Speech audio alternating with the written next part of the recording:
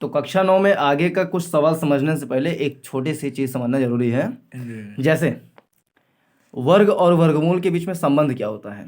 जैसे मान लो कोई संख्या है x, इस पे लगा हुआ है स्क्वायर, तो ये संख्या जो है किसके बराबर होगा।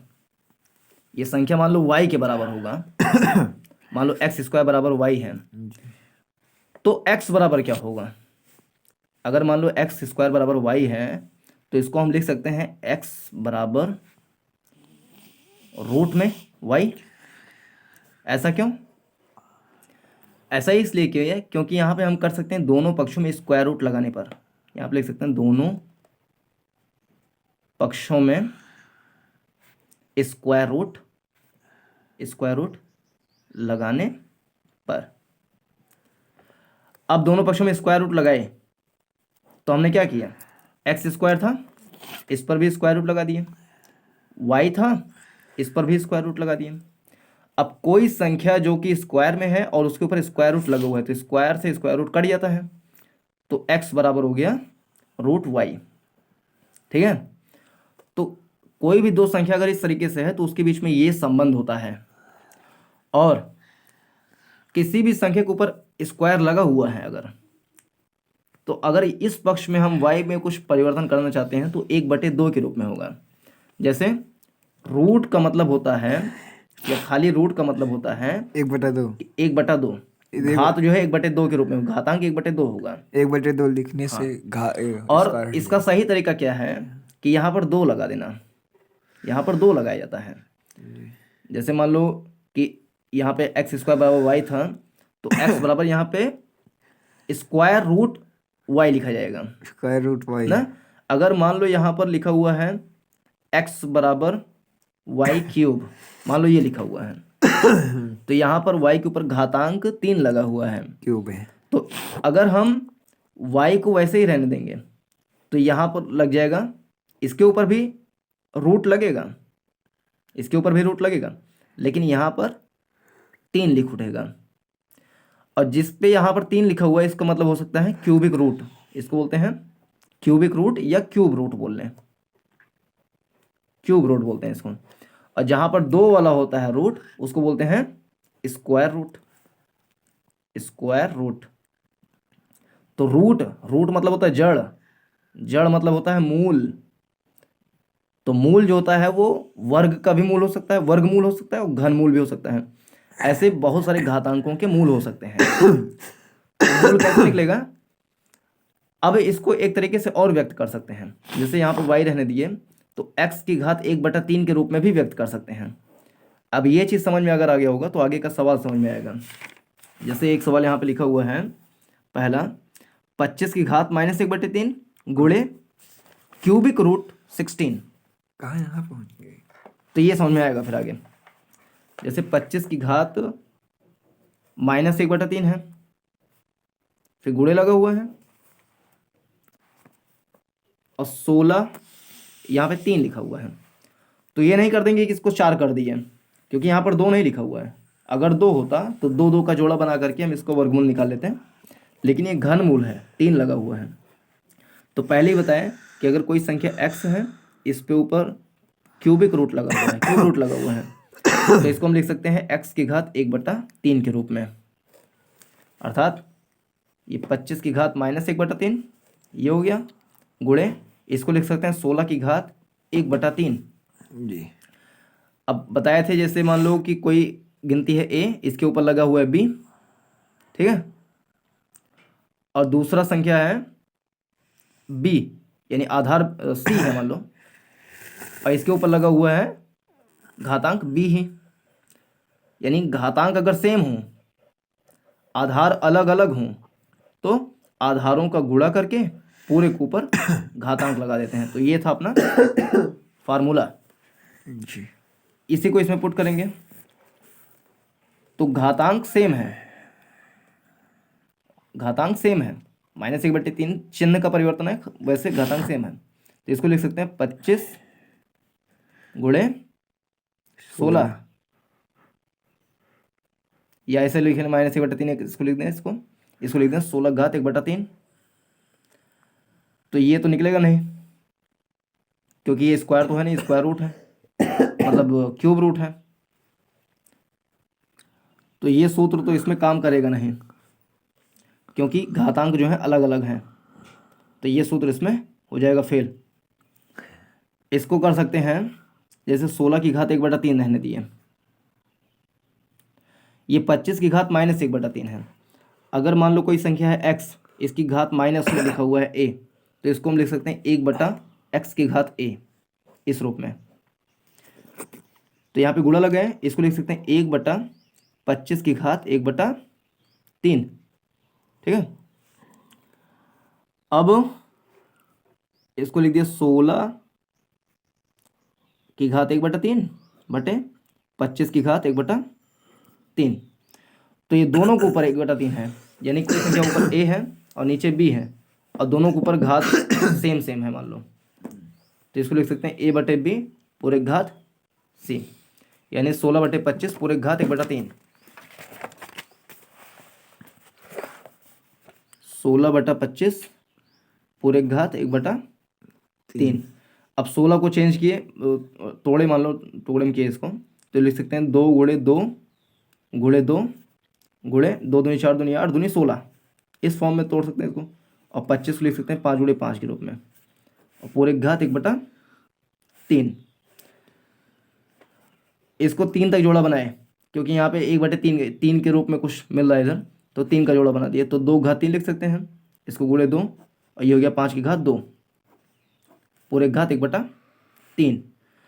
अब क्या करेंगे, नीचे भी घात 3 बनाने के लिए क्या करेंगे, 1 5 का गुणा करना पड़ेगा। तो क्या करेंगे, 5 का अंश व हर में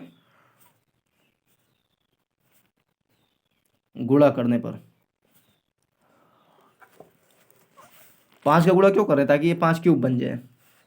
और 5 क्यूब क्यों बना रहे हैं, क्योंकि ऊपर 2 का क्यूब बना हुआ है। और 2 का क्यूब क्यों बनाए थे, क्योंकि यहाँ पे 1/3 घात के रूप में था। तो 2 की घात 3 × 2, ऊपर 5 का गुणा कर दिए, और 5 के स्क्वायर नीचे है, नीचे भी 5 का गुणा कर दिए, अब पूरे घात 1/3।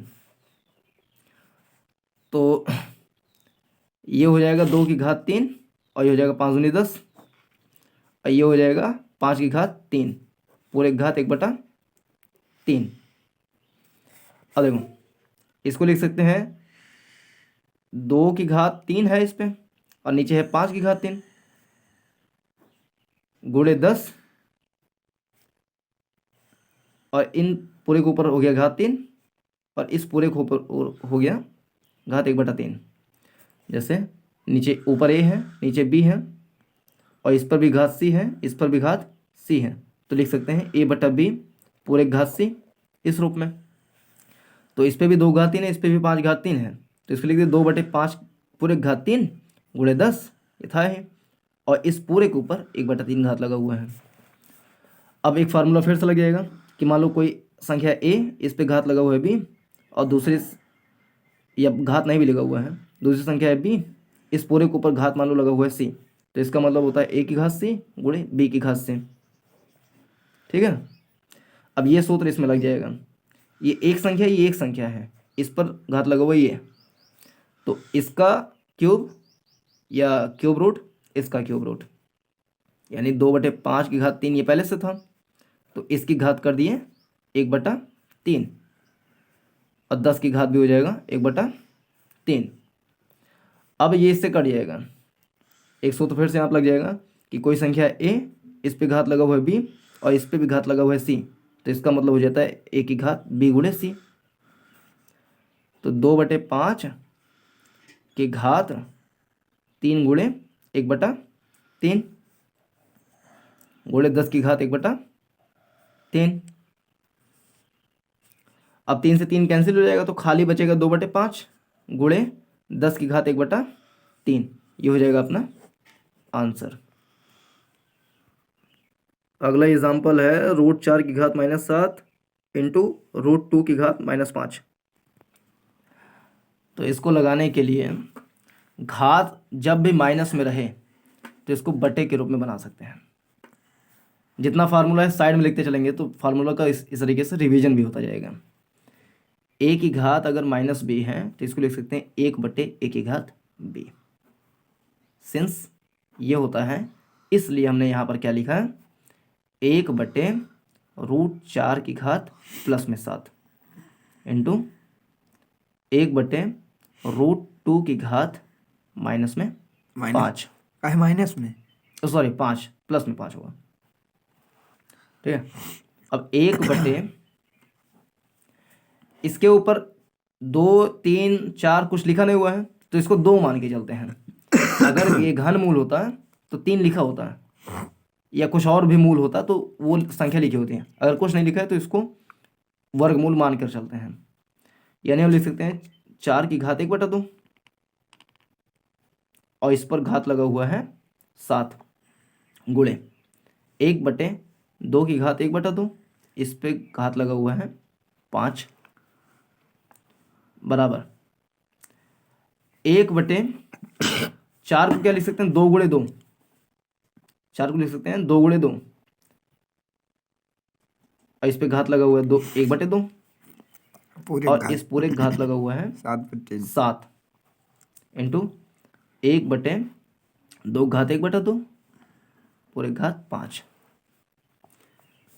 फिर 1/, ये 2 गुणे 2 मतलब हो जाएगा 2 स्क्वायर, है ना, तो 2 स्क्वायर हो गया ये।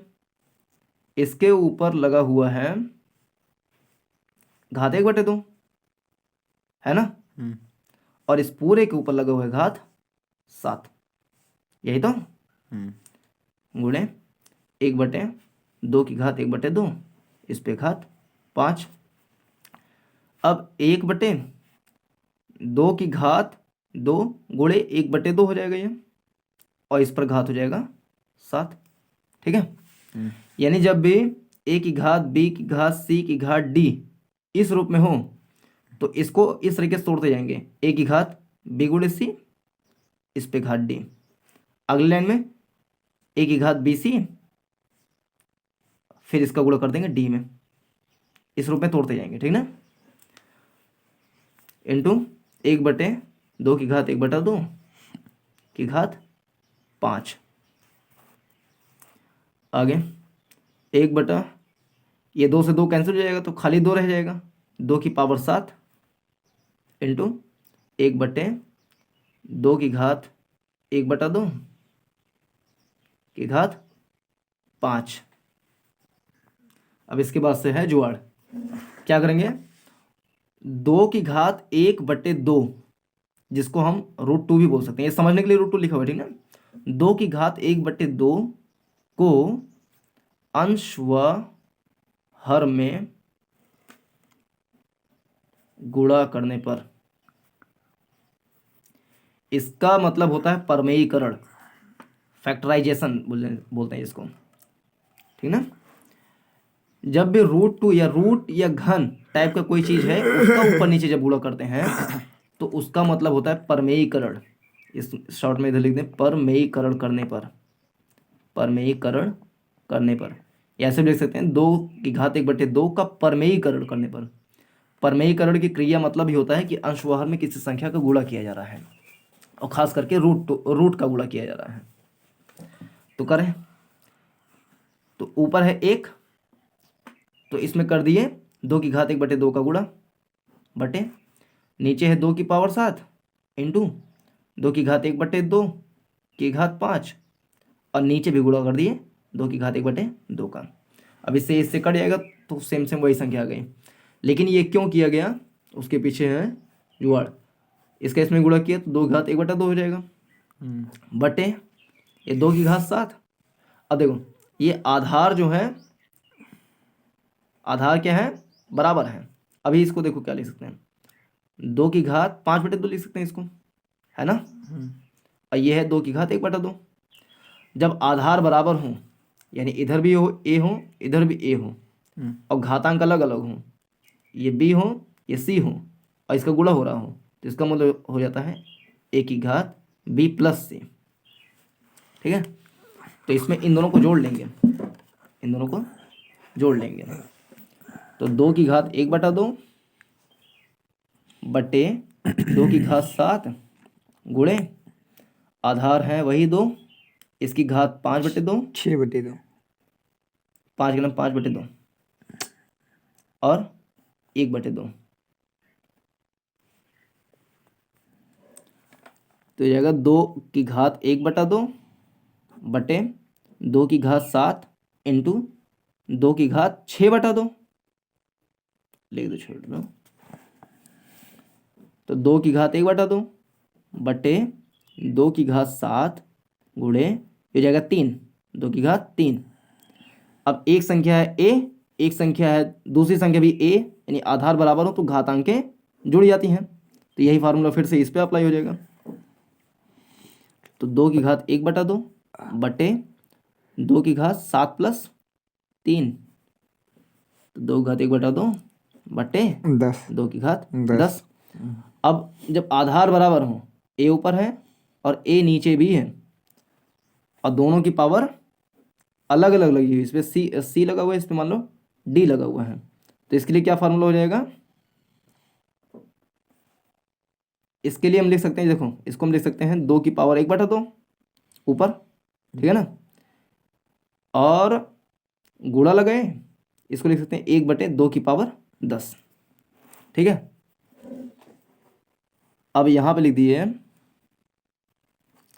2 की पावर 1/2, ये अगर गुणे में है और मतलब ये बटे में है तो इसको ऊपर ले जाएंगे तो घातांक माइनस में हो जाएगा, यानी गुणे 2 की घात -10 लिख सकते हैं। अब आधार जब बराबर है तो घातांकों को जोड़ लेंगे, आधार बराबर है, घातांकों को जोड़ लिए 1/2 प्लस दूसरा वाला है -10, जोड़ लिए दोनों घातांकों को, ठीक है। ठीक है, तो ये जाएगा कितना? 2 की घात 1/2 -10,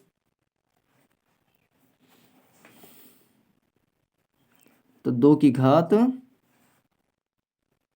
2 दहम 20, तो आखिरी लाइन 2 की घात 1/2 -10/1 लिख सकते हैं इसको, तो इसको इधर लगा लें, तो 2 की घात इधर लिख सकते हैं 1 - 20/2 इस रूप में। तो 2 की घात 1 में से 20 गए -19/2, तो इसको उत्तर मान सकते हैं यहीं पर, या फिर इसको यहीं पर ही उत्तर मान सकते थे, इसी लाइन पर ही उत्तर मान सकते थे। या इसको अगर हम इसको इस तरह कर दें 1/2 की घात 19/2 इस रूप में अगर कर दें तो इसको यहाँ पर भी उत्तर मान सकते हैं। 3-4 उत्तर हो सकते। बोली 25 की घात 3/2 गुणे 243 की घात 3/5, 16 की घात 5/4 गुणे 8 की घात 4/3। अब इसको मुझे हल करना है, हल करके दिखा रहे हैं आप सबको। बराबर 25 5 की घात 2, 25 का ये वर्गमूल निकल गया 3/2 गुणे 243 का वर्गमूल निकालेंगे, निकाल दें या निकाले हैं, मुझे याद है सब कुछ। 3 की घात 5 √3 की घात 5 बटा 2 की घात 2 दूनी 4 आदमी 8 आदमी 16, 2 की घात 4 5/4 गुणे और 2 की घात 2 दूनी 4 4 दूनी 8 2 की घात 3 गुणे 4/3 बराबर 5 की घात 2 गुणे 3/2 गुणे और 3 की घात 5 गुणे 3/5 बटे 2 2 की घात 4 गुणे 5/4 गुणे 2 की घात 3 गुणे 4/3। अब इसको काट के दिखा दे रहे हैं। 2 से 2 कैंसिल हो गया, 5 से 5 कैंसिल हो गया, 4 से 4 कैंसिल हो गया और 5 से 5 कैंसिल हो गया। नहीं सॉरी 3 कैंसिल हो गया। और यही लिख दी ऊपर ले आई। अब 5 की घात 3 गुणे 3 की घात 3 बटे 2 की घात 5 गुणे 2 की घात 4।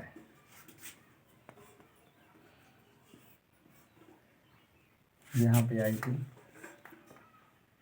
अब 5 का 3 बार गुणा होगा।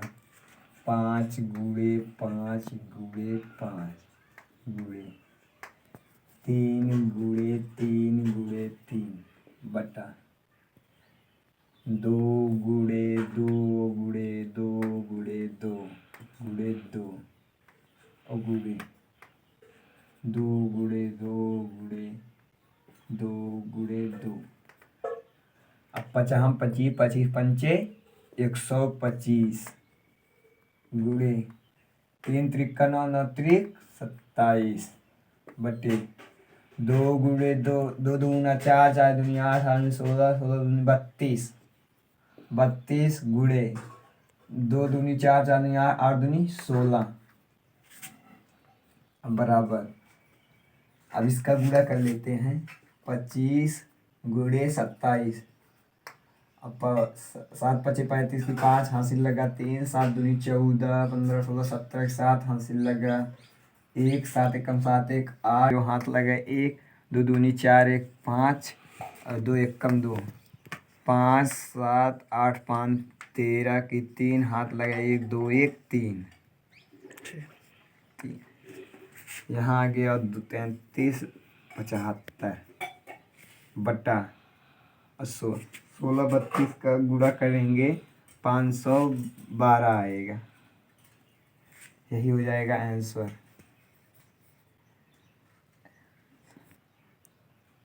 16 की घात। अगला सवाल है 16 गुणे 2 की घात n+1 माइनस 4 गुणे 2 की घात n बटा 16 गुणे 2 की घात n+2 2 की घात n+2 माइनस 2 गुणे 2 की घात n+2। ये अगला सवाल है और थोड़ा सा ट्रिकी है। 16 को तोड़ेंगे इसके गुणनखंड के रूप में, अभाज्य गुणनखंड के रूप में जी। तो इसको लिख सकते हैं 2 की घात 8 4 2 गुणे 2 गुणे 2 गुणे 2 करेंगे 16 हो जाएगा। 2 की घात 4 हो जाएगा ये गुणे 2 की घात n+1 माइनस इसको लिख सकते हैं 2 की घात 2 4 को गुणे ये हो जाएगा 2 की घात n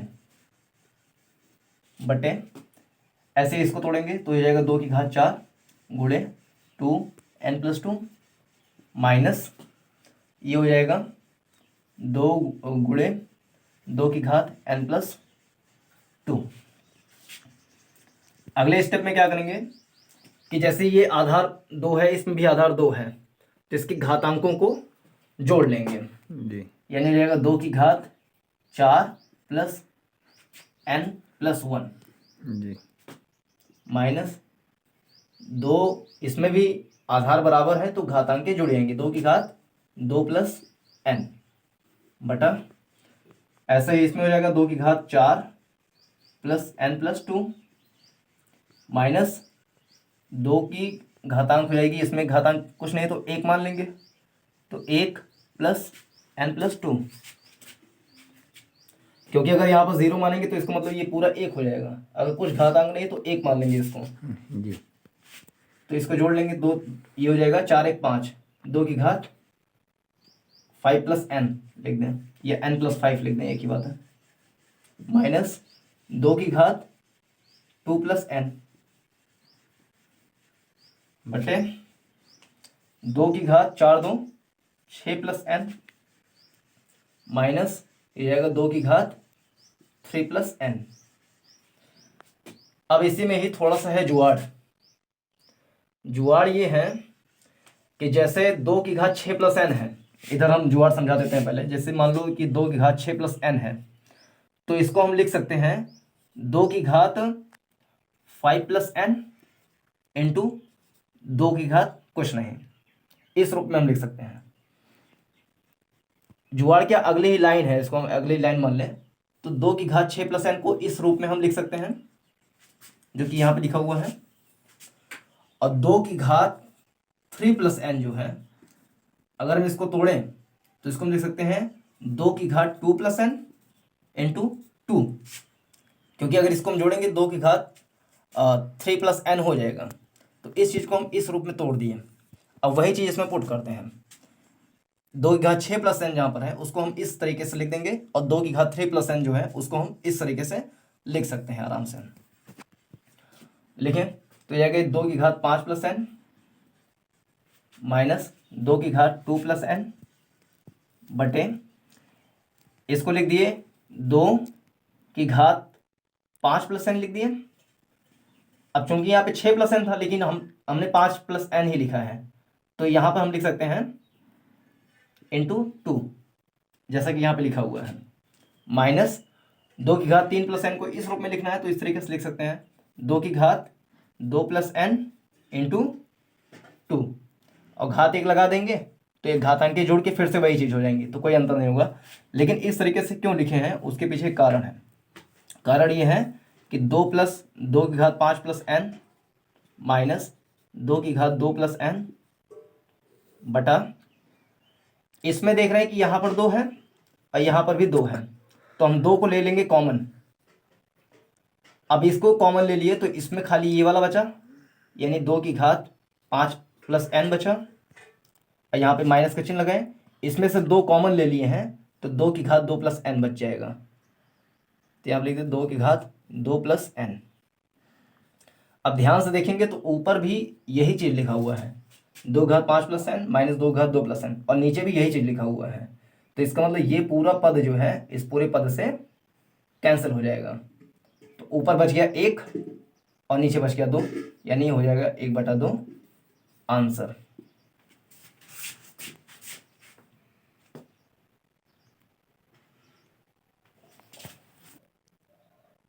अगला सवाल है जो दिखाई दे रहा है पहला वाला, इसको लगाते हैं बोर्ड पर। तथा ए बी सी परमेय संख्या है तो सिद्ध कीजिए। सिद्ध करना है, पहला सवाल है, इधर लगा देते हैं पहला सवाल। x की घात b बटे x की घात c, अब पूरे की घात लगा हुआ है a, अगला पद है x की घात c बटे x की घात a, इस पूरे पे घात लगा हुआ है b गुणे, अगला पद है x की घात a बटे x की घात b, और इस पूरे पे घात लगा हुआ है c। ये हमने लिया है लेफ्ट हैंड साइड LHS, और राइट हैंड साइड हमें आंसर लेकर के आना है 1।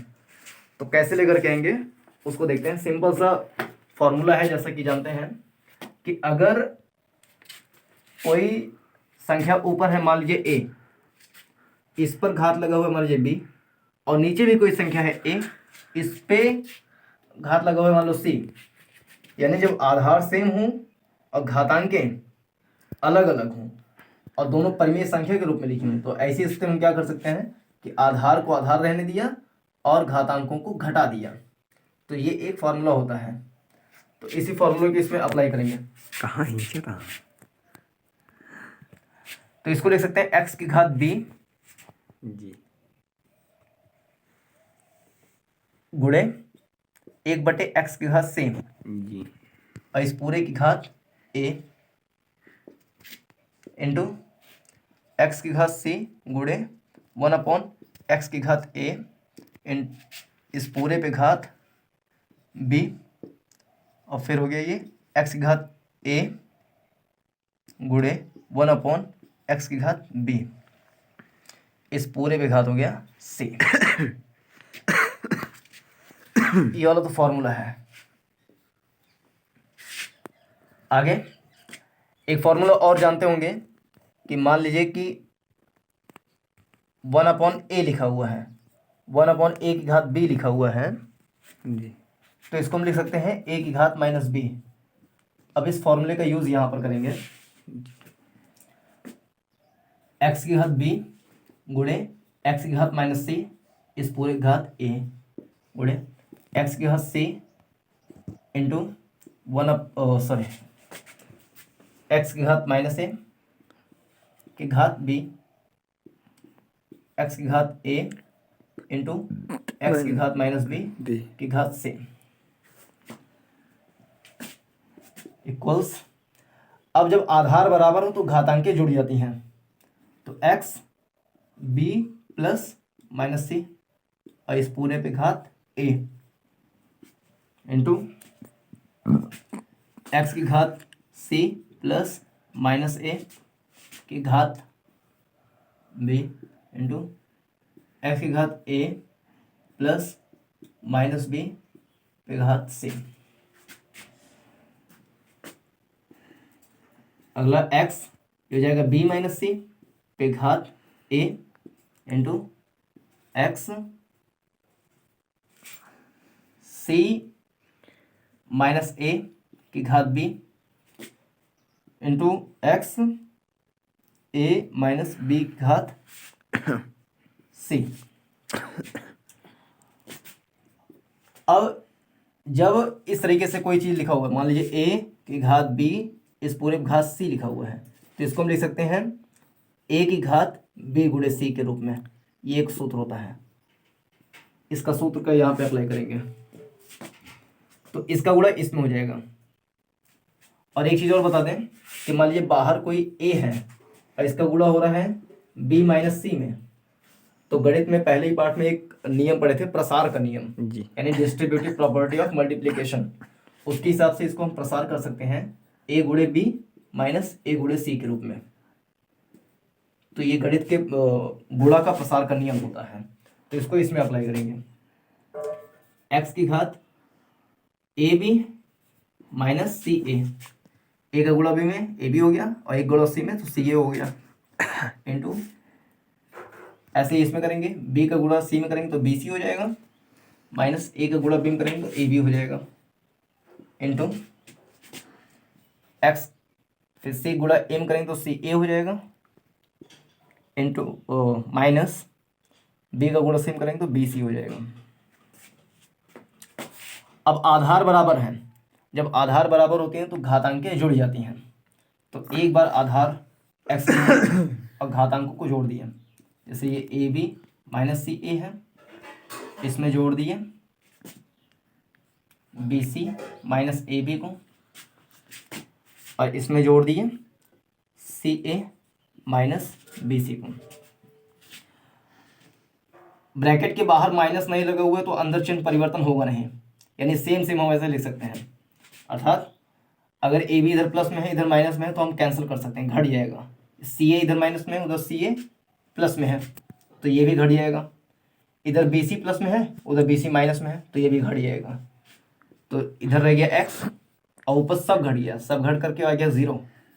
और पहले बताए थे अगर किसी भी संख्या के ऊपर घात अगर जीरो लगा हुआ है तो उसका मतलब होता है एक, तो हमें राइट हैंड साइड एक लेकर के आना था, तो हो गया राइट हैंड साइड। तो इस तरीके से ये सिद्ध हो गया।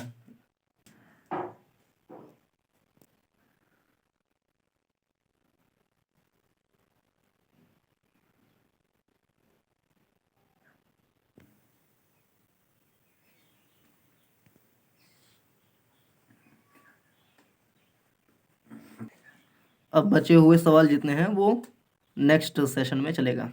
धन्यवाद। बिल्कुल।